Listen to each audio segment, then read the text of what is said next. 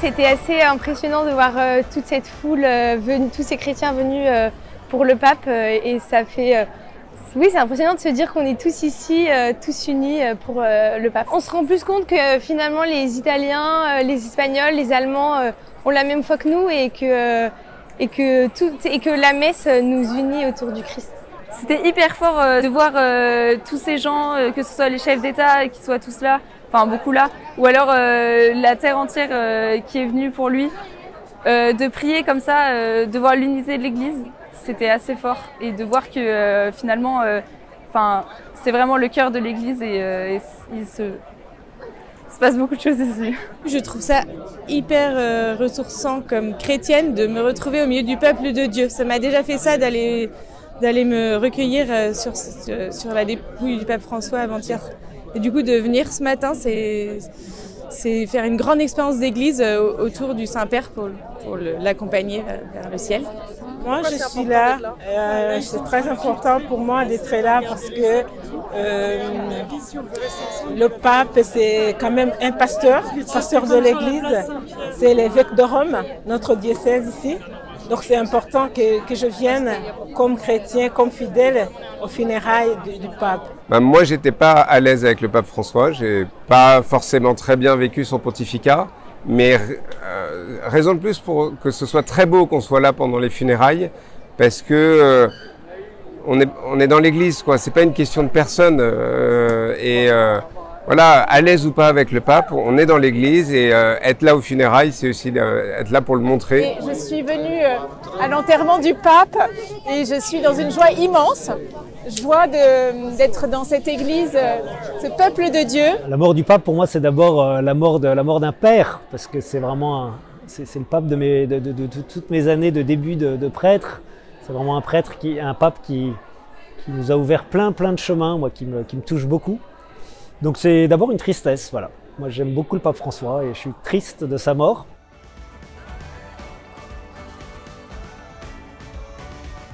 Il a servi le Seigneur, il a servi l'Église, il s'est donné jusqu'à la dernière minute.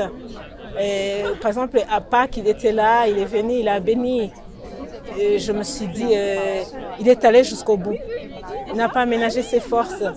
En tout cas, je me suis dit que le Seigneur l'accueille à bras ouverts parce qu'il a été un pasteur qui ne s'est pas aménagé, il n'avait pas la force, mais il s'est donné jusqu'au bout. Ce qui m'a touchée aussi en fait, chez le pape François, c'est la tendresse. La tendresse en fait, et ces actes concrets aussi d'amour, de charité qu'il a posés. Et moi j'ai eu la joie de le rencontrer en fait et la chance de le rencontrer en novembre dernier et lors d'une audience. Et j'ai aussi été vraiment touchée par son regard vraiment profond et plein d'attention et plein de bonté et de tendresse. Je trouve que cette semaine, on a eu le temps de regarder un peu son héritage, un peu loin des polémiques, et ça faisait du bien en fait. C'était assez guérissant par rapport à des années un peu polémiques de l'Église. J'étais pas très proche du pape, parfois je l'ai peut-être un peu critiqué, un peu jugé, mais c'est aujourd'hui qu'il est plus là, je me rends compte en effet de tout ce qu'il a écrit. J'ai quand même lu quelques parties de ses encycliques et je me rends compte qu'il nous a apporté beaucoup à l'Église. Le Saint-Père m'a bousculé, m'a dérangé en fait. Par rapport à des sujets d'accueil du plus pauvre, et quelquefois ça m'a vraiment bousculé et dérangé, mais je reconnais là dans toutes les encycliques qu'on a pu relire lors de cette veillée, cette intensité de prière en fait et ce regard sur le prochain qui m'a vraiment émerveillée. Je trouve que tout le travail sur la synodalité est quelque chose qui m'interpelle beaucoup. Je crois est un grand message pour ce que l'on vit à la fois en France, mais je pense vraiment dans tous les pays, dans l'Église. Je pense qu'il y a vraiment quelque chose pour l'Église et de l'ouverture de l'Église sur l'extérieur. Voilà, c'est nouveau, je pense que c'est le début, je pense, d'un grand pas en avant pour nous tous. Donc à bien regarder. Moi, c'était surtout son approche auprès des plus pauvres. Et sa simplicité qui m'a beaucoup touchée. C'est vrai que c'était un pape qui recherchait pas forcément la grandiosité, des choses extraordinaires, mais plutôt le plus simple possible et être le plus proche des plus démunis. le pape François, il nous a ouvert plein de chantiers qui sont tous hyper importants. Mais aussi, comme il était le garant de la communion de l'Église, il y a beaucoup de chantiers où il sentait qu'il ne fallait pas aller trop loin, parce qu'il risquait de briser la communion. Et donc il les a laissés ouverts, mais ils ne sont pas encore aboutis. Et je pense que le successeur du pape François aura à poursuivre ces chantiers. Il aura parfois peut-être plus les mains libres sur certains sujets, peut-être qu'il freinera d'autres sujets. Mais en fait, moi je prie vraiment pour qu'il soit dans une continuité. Et en fait, j'en doute pas qu'il le sera.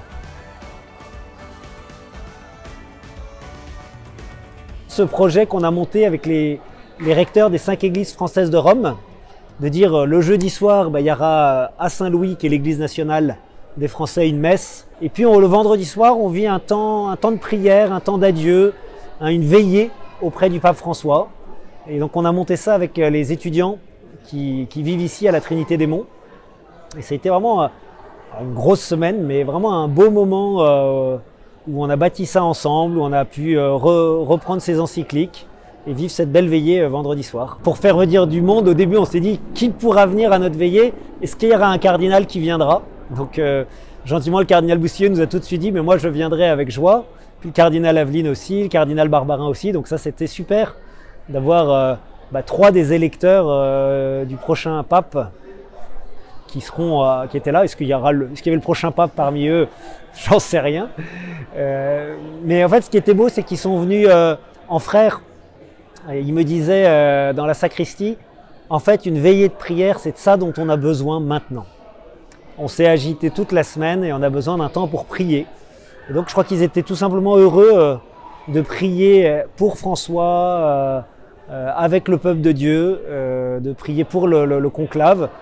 Et leur message était hyper clair à la fin. Enfin, vous avez peut-être entendu ça, mais et jeudi soir et vendredi soir, c'était mais priez pour nous, on a la responsabilité d'élire le pape. Et je crois que c'est vraiment notre devoir de prier effectivement pour les cardinaux, pour que vraiment l'Esprit Saint les éclaire, pour élire un homme à la suite du pape François, qui a ouvert aussi de nombreuses portes pour l'Église. C'est vraiment pour nous très important de nous associer à cette prière pour que le Seigneur continue à conduire l'Église de la manière dont il le souhaite. Je pense que les attentes sont fortes pour l'Église d'aujourd'hui. Et ce qu'on peut faire, c'est prier pour que le successeur de Saint-Pierre soit tout à l'écoute de l'Esprit Saint, c'est sûr. Avec une église avec tant d'enjeux, dans toute la diversité de l'église, il y a beaucoup d'attentes, je pense. Donc on peut prier pour ça. Là, on se rend compte de l'importance vraiment qu'il y a pour le prochain pape et j'imagine la pression qu'ils doivent avoir et que c'est un choix quand même assez exceptionnel. Et pour la suite, il faut prier pour lui, que le Seigneur accueille son âme, mais aussi pour que le Seigneur nous donne un pasteur selon son cœur. Ce qu'on a fait là sur la tombe de Saint-Pierre, tous en famille, on est descendu en bas au niveau de tous les sépultures, toutes les tombes des papes. Et c'était très beau avec Pierre, là, notre fils, de prier devant le tombeau de Saint-Pierre. Et on a dit à Pierre, c'est le moment de prier vraiment pour le futur pape. Donc je trouve qu'on est vraiment à un moment un peu clé de l'Église. On a l'impression de vivre un moment un peu clé dans l'Église et c'est ça qui est beau.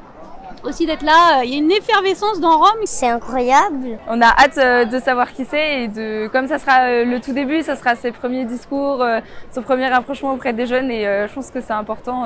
Puis ça va être un moment d'autant plus fort parce que moi j'ai vécu les JMJ avec François et c'était déjà très fort. Et là d'avoir un autre pape, ça va être encore autre chose. On va pouvoir le découvrir encore mieux.